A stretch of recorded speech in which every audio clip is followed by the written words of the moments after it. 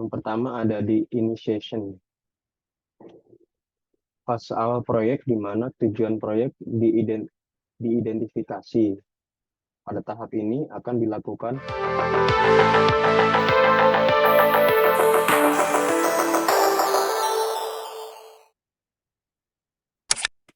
Selamat malam semuanya. Kami dari kelompok 2 ingin menyampaikan project life cycle. Dan untuk presentasi pertama kali ini, saya Hafid yang akan menyampaikannya. Oke, kita mulai saja. Apa itu project? Menurut PMBOK, project adalah usaha sementara untuk menciptakan sebuah produk atau jasa yang unik. Contoh proyek di bidang teknologi informasi atau sistem informasi. Yang pertama ada proyek infrastruktur TI.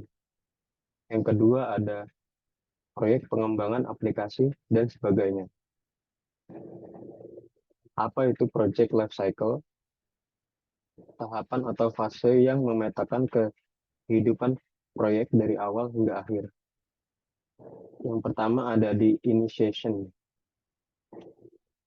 fase awal proyek di mana tujuan proyek diidentifikasi.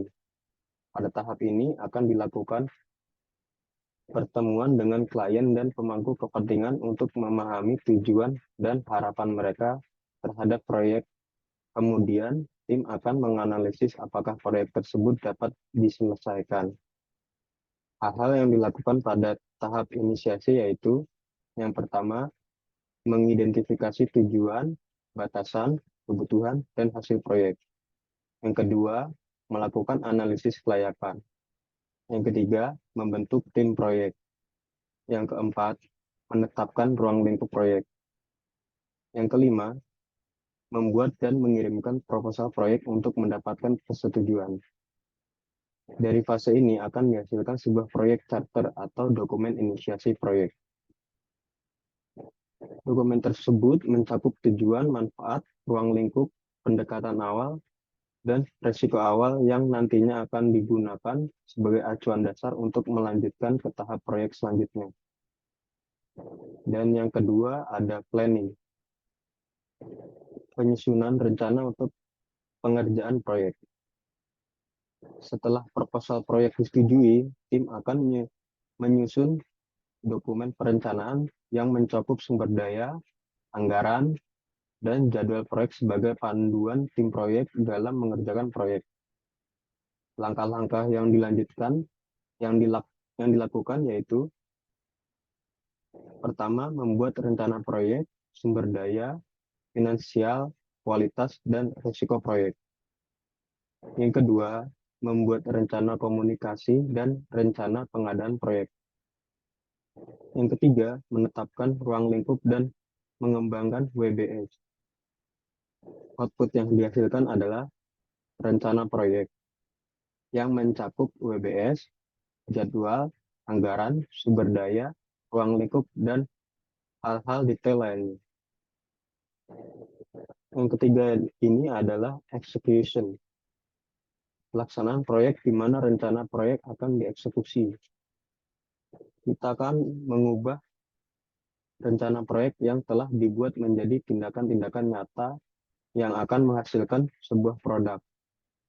Seluruh aktivitas yang telah direncanakan akan dieksekusi di tahap ini. Manajer proyek akan bertanggung jawab untuk yang pertama, memantau dan mengendalikan proses eksekusi sekaligus meninjau kualitas hasil tim. Yang kedua, menyesuaikan dan memperbarui tugas, sasaran, dan tenggat waktu. Yang ketiga, menjembatani komunikasi antara tim dengan pemangku kepentingan. Output dari execution adalah produk atau jasa. Selain itu, ada beberapa dokumen seperti dokumen kontrol jadwal, kontrol kualitas, kontrol tenaga kerja, laporan status, dan sebagainya. Dan yang keempat ada closure, tahap penutupan proyek setelah serah terima proyek. Pada tahap ini, Hasil akhir proyek beserta dokumentasinya akan diserahkan kepada klien.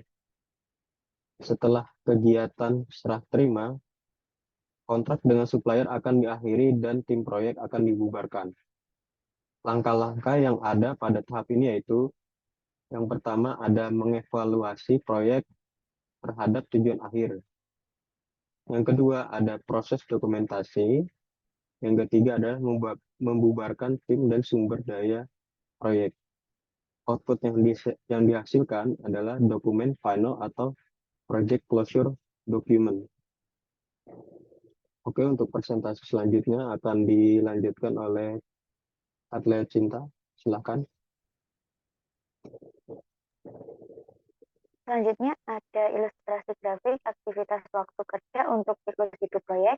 Dapat dilihat ada di sini ada initiating, planning, monitoring, executing, dan juga closing.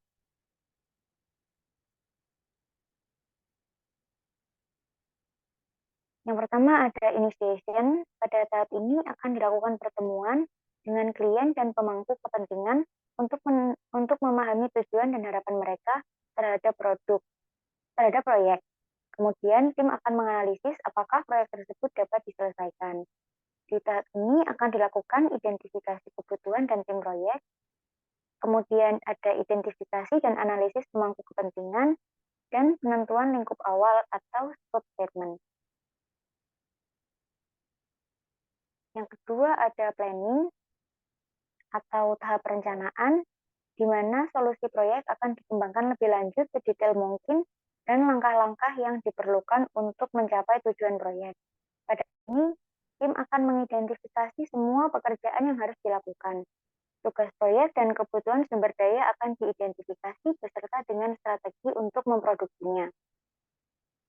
Pada tahap ini akan dilakukan yang pertama yaitu penentuan lingkup proyek atau scope definition, pengalokasian anggaran, pembuatan jadwal terperinci, dan mengevaluasi teknologi dan juga sumber daya. Kemudian yang ketiga ada execution. Selama proses tahap ketiga, yaitu eksekusi, rencana proyek akan dijalankan dan pekerjaan proyek dilaksanakan. Kemajuan proyek akan terus dipantau dan penyesuaian yang tepat akan dibuat dan dicatat sebagai perbedaan dari rencana awal. Pada tahap ini akan dilakukan pembuatan produk, pengujian dan verifikasi produk, serta monitoring dan pengendalian jadwal proyek.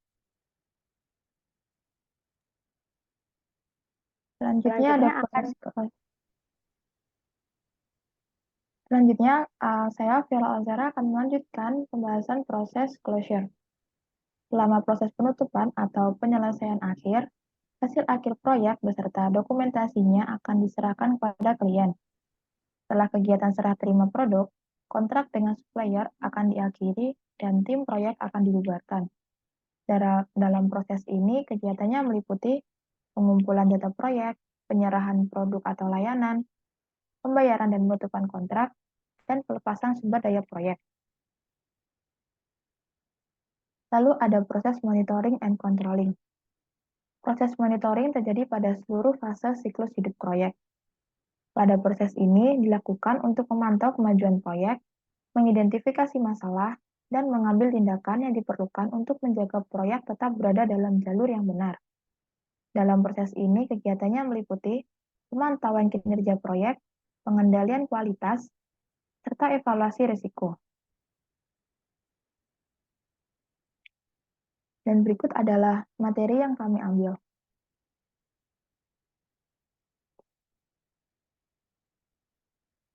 Yang dapat kami sampaikan tentang materi project cycle life. Maksudnya project life cycle. Kurang lebihnya kami mohon maaf. Terima kasih.